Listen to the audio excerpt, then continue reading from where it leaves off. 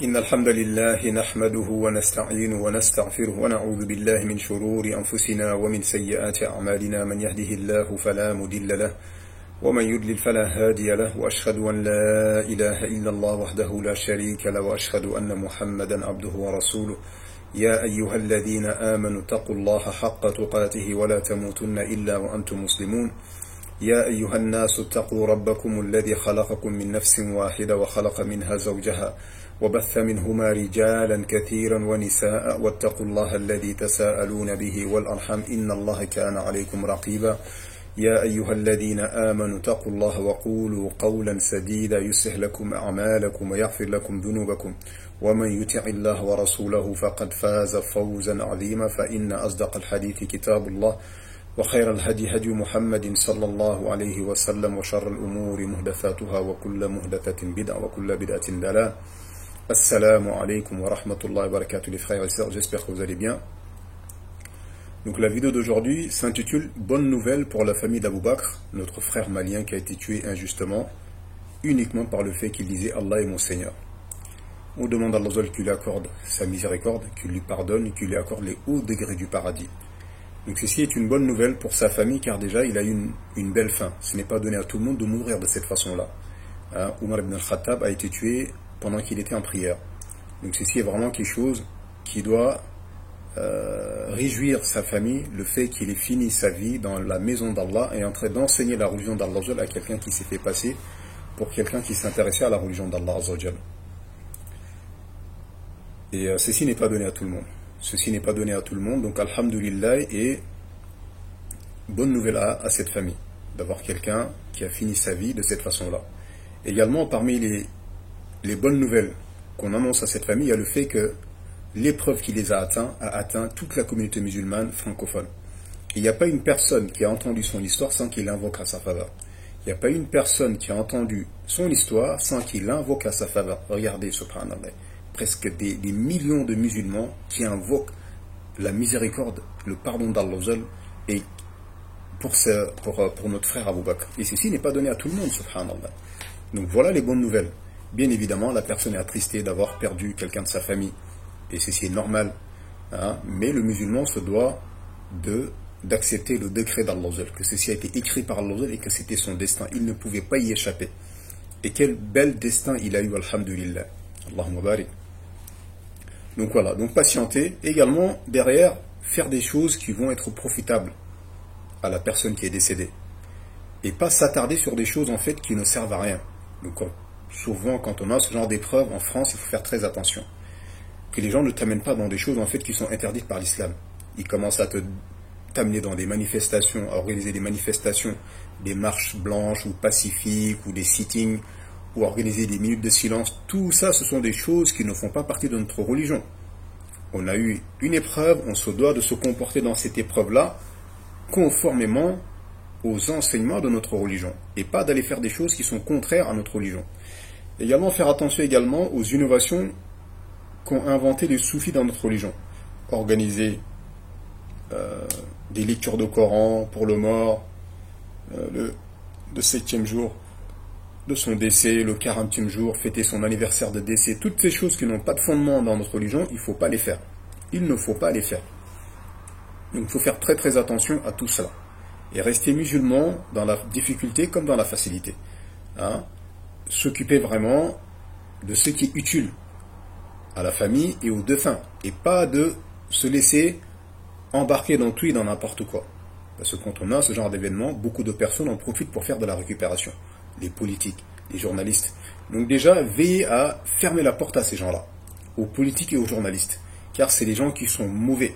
Ils sont capables de venir à toi, soi-disant pour t'aider, te reconforter, et voilà qu'ils vont se retourner contre toi d'une manière que tu ne peux même pas soupçonner. Les journalistes, c'est pareil. Ils vont venir te poser des questions, et voilà qu'un jour, ils vont retourner ces choses-là sur vous. Donc fermez la porte à tous ces gens-là. Fermez la porte à tous ces gens-là, car c'est des gens qui peuvent se servir de cette opportunité-là pour en savoir plus sur vous, en savoir également peut-être un peu plus sur votre frère qui est décédé, et derrière retourner tout ça contre vous. Faites attention également aux gens qui vous amènent dans la politique. Il faut créer une association, demander la justice. Déjà, on ne cherche pas la justice auprès des gens chez qui il n'y a pas de justice. est-ce que ces gens-là jugent avec la loi d'Allah? Donc quelle justice tu attends de ces gens-là? Qu'est-ce qu'ils vont te dire, subhanallah? Qu'est-ce qu'ils vont t'apporter, qui vont t'apaiser? Donc là, il faut s'en remettre à la justice d'Allah. De toute façon, on va tous se retrouver auprès d'Allah.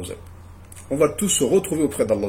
Et Allah, dans le Coran, a menacé justement des gens qui tuent intentionnellement un croyant. On va lire le verset.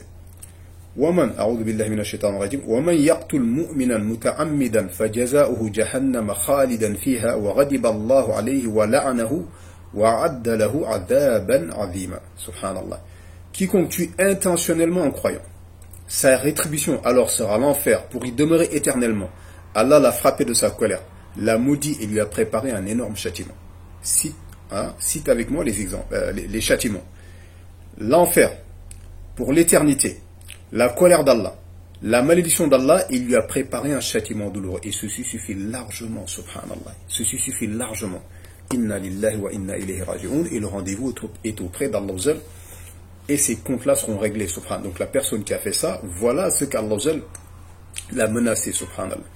La porte du repentir est ouverte pour toute personne qui se repent. Mais le plus important, c'est de se concentrer en fait sur le deuil.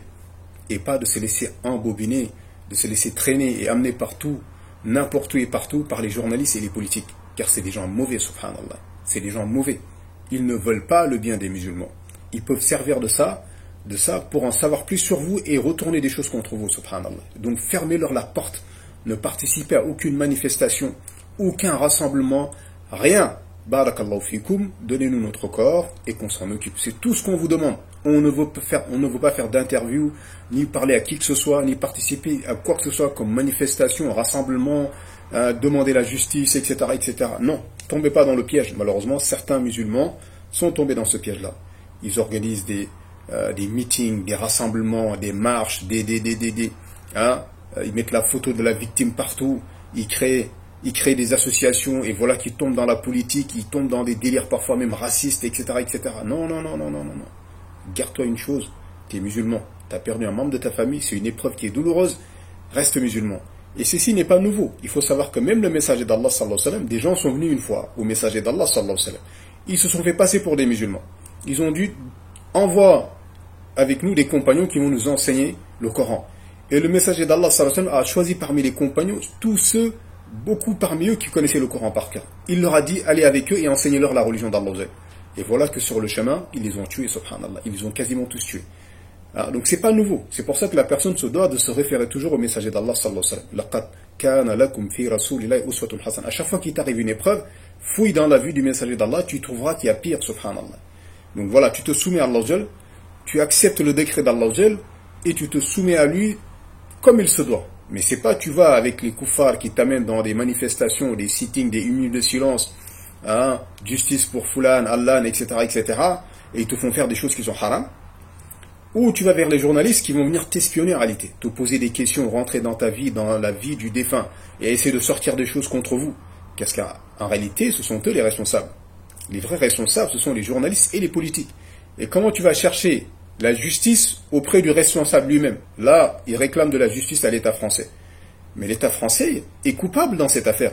Donc, quelle justice elle va te donner, subhanallah? Tu veux qu'elle se condamne elle-même? Elle ne va jamais se condamner elle-même. Les journalistes, c'est pareil, ils sont responsables dans cette affaire-là. Mais tu crois qu'ils vont se condamner eux-mêmes et accepter qu'ils ont fait des erreurs et qu'ils ont une part de responsabilité dans cette affaire? Mais jamais ils le feront. Donc, quel est l'intérêt de courir derrière une justice que tu n'obtiendras jamais? Est-ce que ces gens-là, déjà, ils jugent avec la loi d'Allah? Normalement, cette personne-là, c'est soit la famille décide le talion, soit le prix du sang. Mais ces jeux, dans la justice française, ça n'existe pas, ça.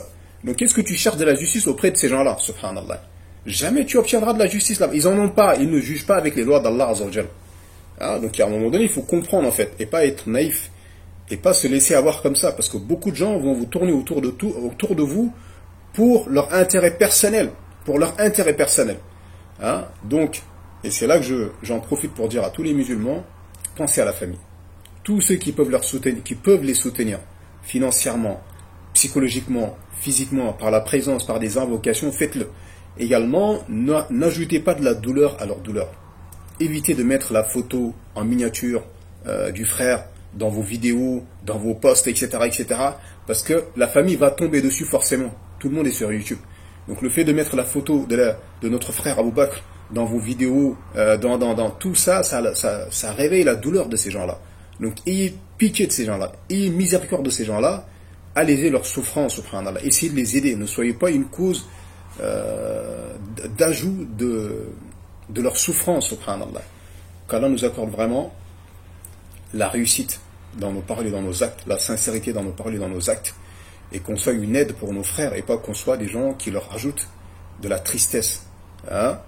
Au contraire, qu'on soit un soutien pour eux. Et là également, je profite pour blâmer les gens de l'innovation et leur comportement vis-à-vis de ce drame. Donc j'ai regardé 2 personnes parmi les innovateurs, Eric Yunus et Rachid El-Jay.